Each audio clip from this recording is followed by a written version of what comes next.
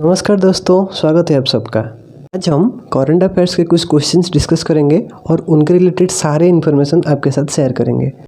So without wasting any more time, let's start. तो first question है, इस बार US open में सिंगल्स में किसने टाइटल जीता था एंड वो किस कंट्री का है? और करेक्ट आंसर है डोमिनिक थीम, जो कि ऑस्ट्रिया से बिलोंग करते हैं। देखो, टोटल 4 टाइप के ग्रैंड स्लैम्स होते हैं: Australian open, US open, French open और विंबलडन ओपन। ऑस्ट्रेलियन ओपन खेला जाता है हार्ड कोर्ट पे, यूएस ओपन भी हार्ड कोर्ट पे, फ्रेंच ओपन क्ले कोर्ट और ओपन का विंबलडन ओपन ग्रास कोर्ट पे। इस बार कोरोना की वजह से फ्रेंच ओपन और विंबलडन ओपन हुआ नहीं, जो कि कैंसिल हो गया है। तो बचा अपना Australian open and US open. Australian opens में मेन सिंगल्स में विनर है इस बार नोवाक जोकोविक, जो कि सर्बिया से है, जो कि डोमिनिक थीम है ऑस्ट्रिया के, उनको हरा के इस बार चैंपियन हुए हैं। एंड विद दिस विन वो इस टूर्नामेंट को लगातार 8 बार जीत चुके हैं, जो कि एक वर्ल्ड रिकॉर्ड है अपने आप। ऑस्ट्रेलियन ओपन में वुमेन सिंगल का इस बार चैंपियन है सोफिया केनिन, जो कि यूएसए की है, और इस बार का रनर्स अप है गैरबिन मुगुरुजा, जो कि स्पेन की है और वो वर्ल्ड चैंपियन भी रह चुके हैं। है ओपन का यूएस ओपन का मेन सिंगल में इस बार टाइटल जीता है डोमिनिक थीम, जो कि ऑस्ट्रिया से है। देखो, डोमिनिक थीम ऑस्ट्रेलियन ओपन का रनर्स अप है, लेकिन अब यहाँ पे यूएस ओपन का चैंपियन है। ये थोड़ा कन्फ्यूजन हो सकता है, इसे थोड़ा आराम से याद रखना। अब बात करते हैं यूएस ओपन के वुमेन सिंगल में, जिसका विनर है नाओमी ओसाका, जो कि जापान की रह चुके हैं, और वो विक्टोरिया अज़रेंका, जो कि बेलारस का है, उनका हरा के इस बार टाइटल का चैंपियन हुए। कुछ एडिशनल इन्फॉर्मेशन स्पोर्ट्स से आपके लिए। इस बार यूएई होस्ट कर रहा है आईपीएल का 13th एडिशन, जो कि 2020 में होने वाला है। और जो साउथ कोरिया है वो विंटर ओलंपिक्स होस्ट करने वाली है, यूथ ओलंपिक्स का, जो कि 2024 को होने वाला है। और सेनेगल है, यूथ ओलंपिक्स का जो समर एडिशन है उसको सेनेगल होस्ट कर रहा है, जो कि 2026 में होने वाला है। अब देखो, एक होता है आपका ओलंपिक्स, एक होता है आपका यूथ ओलंपिक्स। यूथ ओलंपिक्स में भी समर ओलंपिक्स, विंटर ओलंपिक्स। 2026 में जो समर ओलंपिक्स होने वाला है वो होने वाला है सेनेगल में, और जो 2024 में जो विंटर ओलंपिक्स होने वाला है वो होने वाला है साउथ कोरिया में। Okay, coming to the next question. Smart card अभी रिसेंटली किस स्टेट में लॉन्च किया गया है? And the answer is Punjab. Punjab के जो चीफ मिनिस्टर है कैप्टन अमरिंदर सिंह, वो इसको इस बार लॉन्च किए हैं, और इसका एम है कि करीब 1.5 करोड़ लोगों को इसका बेनिफिट मिलने वाला है। देखो, जो लोग नेशनल फूड सिक्योरिटी के एक्ट के अंदर आते हैं तो उनको स्मार्ट राशन कार्ड उनके लिए एप्लीकेबल होता है, लेकिन जो उसके अंदर नहीं आते उनके लिए भी पंजाब स्टेट गवर्नमेंट एक स्कीम अनाउंस किया है, जिसमें कि करीब 9 लाख लोग वहाँ पे बेनिफिट हो सकते हैं।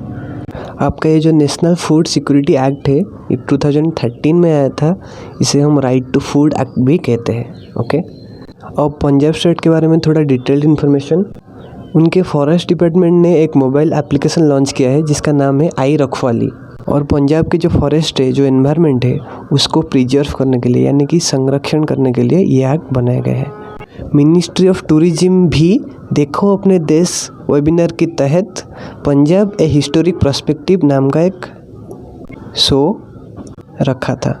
पंजाब का कैपिटल है चंडीगढ़, उसका लार्जेस्ट सिटी है लुधियाना, टोटल 22 डिस्ट्रिक्ट होते हैं। उसका चीफ मिनिस्टर है कैप्टन अमरिंदर सिंह, जो कि इंडियन नेशनल कांग्रेस का है, और उनके गवर्नर है VP Singh. Okay, coming to the next question. Back to village programme इनमें से किस स्टेट के साथ एसोसिएटेड है? And the answer is Jammu and Kashmir. अब क्या होने वाला है कि जो सिविल सर्वेंट्स है, जो कि आईएएस आईपीएस रैंक के ऑफिसर्स होते हैं, वो स्टेट का हर पंचायत तक जाएंगे, उनके लोगों के साथ कुछ देर रहेंगे, बात करेंगे, और उनके डेवलपमेंट के लिए वो क्या चाहते हैं कि गवर्नमेंट क्या स्टेप्स ले, वो उनसे ये फीडबैक लेके आएंगे। हमने वहाँ से 370 हटाया, जम्मू कश्मीर को यूनियन टेरिटरी डिक्लेयर कर दिया, लेकिन अभी तक वहाँ पे कुछ बहुत ज़्यादा डेवलपमेंट हुई नहीं है। तो इसलिए वहाँ पे चीज़ों को नॉर्मलाइज करने के लिए गवर्नमेंट का ये एक स्कीम है। ओके, इंडिया ने अपना फर्स्ट एंटी सैटेलाइट वेपन कब टेस्ट किया था? एंड द आंसर इज 27 मार्च 2019। अब देखो, मिशन शक्ति करके एक मिशन था और उसमें से ये एंटी सैटेलाइट वेपन जो है वो लॉन्च कर दिया गया था और इस लॉन्च का रिलीज डिपार्टमेंट ऑफ पोस्ट ने की इंजीनियर्स डे में। अब DRDO जो है वो एंटी सैटेलाइट मिसाइल टेस्ट किया था doctor APJ Abdul Kalam island, जो कि एक आइलैंड है उड़ीसा में, वहाँ से किया था। अब एंटी सैटेलाइट वेपन होता क्या है, देखो, अगर कोई दुश्मन देश का सैटेलाइट हमारे इंडिया के आसमान पर मंडरा रहा है तो इस एंटी सैटेलाइट मिसाइल के मदद से हम उसे सिर्फ 3 ही मिनट में मार के गिरा सकते हैं। 1 सेकंड में 1 माइल से भी ज़्यादा स्पीड में जाता है और सिर्फ 3 ही मिनट में 85 माइल्स के अंदर जितने भी सैटेलाइट है वो सबको डिस्ट्रॉय कर सकती है। इनमें से कौन सा बैंक ने SBI जनरल इंश्योरेंस के साथ एक कॉर्पोरेट एजेंसी एग्रीमेंट साइन किया है? And the answer is yes bank. देखो, इस एग्रीमेंट के अनुसार येस बैंक अब SBI जनरल इंश्योरेंस के जितने भी प्रोडक्ट्स है एक्सेप्ट लाइफ इंश्योरेंस प्रोडक्ट्स, उन सबको येस बैंक के यूजर्स यूज कर सकते हैं और पूरी इंडिया में जितना भी येस बैंक के कस्टमर्स है उन सबको ये फैसिलिटी अवेलेबल होगा। अब आपके लिए अच्छी बात यह है कि अगर आपके पास SBI का अकाउंट नहीं है पर आपका येस बैंक में अकाउंट है तो फिर भी आप SBI का जनरल इंश्योरेंस का यूज कर सकते हैं। अब अगर येस बैंक के बारे में थोड़ा बात करें तो येस बैंक एक प्राइवेट सेक्टर बैंक है जो कि राणा कपूर एंड अशोक कपूर के द्वारा 2004 में क्रिएट हुआ था।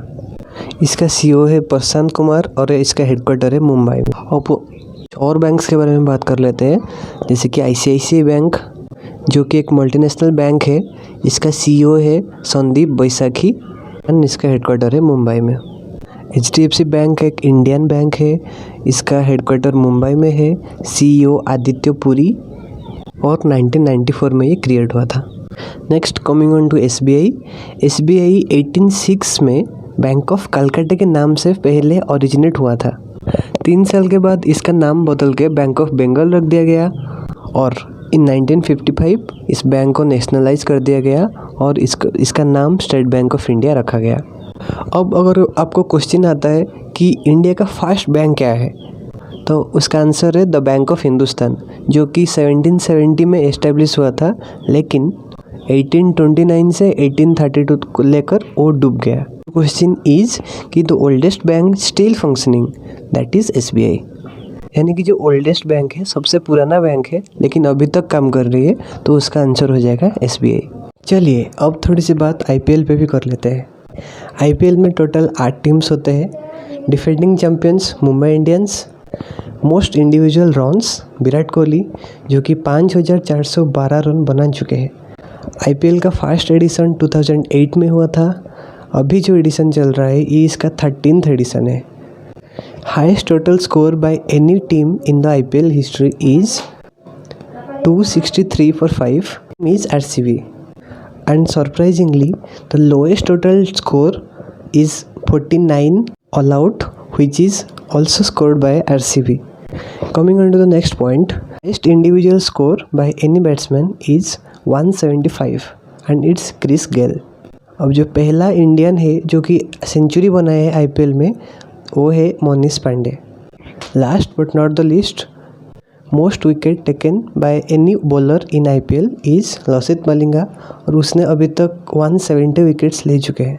The next question, world lymphoma awareness day कब मनाया जाता है? एंड इसका आंसर है 15 सितंबर। हर साल सितंबर 15 को हम वर्ल्ड लिम्फोमा डे मनाते हैं। तो एक्चुअली लिम्फोमा होता क्या है? लिम्फोमा एक कैंसर है। लिम्फेटिक सिस्टम में कुछ टिश्यू और ऑर्गन वर्क करते हैं जो कि बॉडी से वेस्ट और टॉक्सिन्स को निकालने में मदद करते हैं। उन लिम्फेटिक सिस्टम में एक पर्टिकुलर टाइप के टिश्यू को हम लिम्फोसाइट्स कहते हैं। अब जो लिम्फोमा डिजीज़ है, यहाँ पे वो जो लिम्फोसाइट्स टिश्यू होते हैं वही अफेक्टेड हो जाते हैं जो कि हमारी इम्यून सिस्टम को फाइनली वीक कर देते हैं। नेक्स्ट क्वेश्चन, जापान का अगला PM कौन होने वाला है? And the answer is Yoshihide सुगा।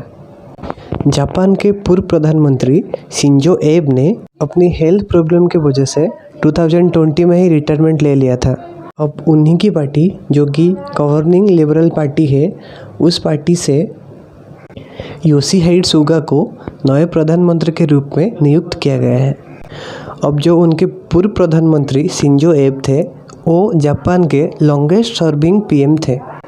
वो 2006 से लेकर 2007 तक पीएम बने थे और फिर एक बार 2012 से लेकर 2020 तक जापान के पीएम रह चुके हैं। अब जापान रिसेंटली न्यूज़ में भी था क्योंकि जितने भी जापानीज़ कंपनी है जो कि चाइना में सेटअप लगा रखे हैं अपनी, अब वो अगर अपनी सेटअप चाइना से इंडिया बांग्लादेश कंट्री को अपनी सेटअप ट्रांसफ़र करना चाहते हैं तो उसके लिए उन सबको गवर्नमेंट से ही सब्सिडी भी मिलेगा, जो कि इंडिया के लिए एक बहुत अच्छी न्यूज़ है। बिकॉज़ इसके चलते जापान का इन्वेस्टमेंट इंडिया में बढ़ जाएगा। और रिसेंटली जापान ने अपने सबसे बड़ा लोन साइन किया है। उन लोगों ने $3.1 बिलियन बांग्लादेश को लोन के हिसाब से देना चाहते हैं। सीट फॉर टुडे गाइस, पढ़ते रहिए, बढ़ते रहिए। मुलाकात होगी अगली वीडियो में। Thank you.